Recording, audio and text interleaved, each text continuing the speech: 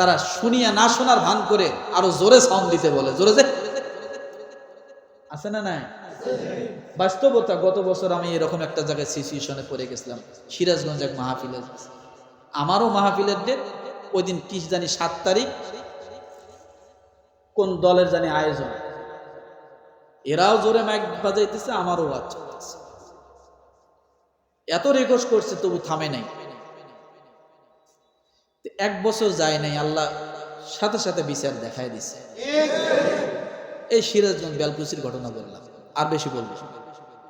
7 তারিখ সে ডেটটা ছিল, কোন দলের প্রতিষ্ঠাতা যাই কোনো কিছু একটা ছিল আর কি, কিন্তু পাল্টাপাল্টি এখানে মাহফিলের কারণে এটা পাল্টাপাল্টি করছিল। খিচুড়ি টিচুড়ি বিশাল ড্যাক টাকায় তাদেরকে এত অনুরোধ করছে, তারা ওই দিন মাইক বাজাবে, গান বাজাবে। 24 সাল শেষ হয়নি, তার আগেই আল্লাহ উৎখাত করে দিয়েছে। আল্লাহ আল্লাহর ফয়সালা আছে, আছে। বাস্তবতা বললাম, একটা বাস্তব বললাম। সুতরাং আল্লাহ তাআলা কি বলেন দেখেন, যেন তারা কান দুটিতে বধির করে আছে, সুতরাং তাকে এক যন্ত্রণাদায়ক শাস্তির সুসংবাদ দাও। এ শাস্তির কঠোরতা কত বিশাল হবে যে আল্লাহ বলছেন যে সুসংবাদ দাও। ফাবাশশিরহুম, স্বাভাবিক শাস্তির ক্ষেত্রে আল্লাহ ফাবাশশির ব্যবহার করেন না। স্বাভাবিক শাস্তি, কিন্তু যখন কঠোর কোনো শাস্তি হয় তখন আল্লাহ ফাবাশশির শব্দটা ব্যবহার করেন। আরো এক জায়গায় আল্লাহ ফাবাশশির ব্যবহার করেছেন, সেটা যাকাতের বিধানের ক্ষেত্রে। ফাবাশশির শব্দ আল্লাহ কেন ব্যবহার করেন? ওই যে বুঝাইতে যায় বলেছে যে সন্তান যখন অতিরিক্ত মাকে বিরক্ত করে, মা সহ্য করতে না পেরে সন্তানকে বলে তোর বাবা আসুক, টেরটা পাবি মজাটা কেমন লাগে, বলে কি বলে না? মা সহ্য করতে না পেরে সন্তানকে মা ভয় দেখাচ্ছে তোর বাবা আসুক বিচার দিব, তখন মজাটা পাবি। বিচারটা কেমন হয়? বিচারে কি মজা পাওয়া যায়? কিন্তু মা বিচারের তীব্রতা বুঝাইতে যায় মজা শব্দটা ব্যবহার করেছে। আল্লাহ বিচারের তীব্র বুঝাইতে যায় ফাবাশশির শব্দটা ব্যবহার করেছেন।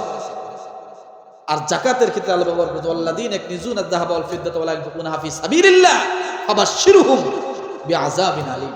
তাদের শাস্তি এত কঠিন হবে যে তোমরা এটা সুসংবাদ দাও। বিচারের কি কোনো সুসংবাদ হয়? কিন্তু আল্লাহ মানে কঠোরতা বোঝানোর জন্য এই শব্দটা আল্লাহ ব্যবহার করেছে। তাহলে এটা করা যাবে? কোরআন শরীফ পড়া শুনলে বিরক্ত হওয়া যাবে? জোরে জোরে গান বাজানো যাবে? 31st নাইট ব্যবহার করা যাবে? উদযাপন করা যাবে? এরপরে 4th নাম্বার, সেখানে সব অপচয় হয়। কি হয়? আতশবাজি টাকা দিয়ে কিনতে হয় না, না ফ্রি দেয়?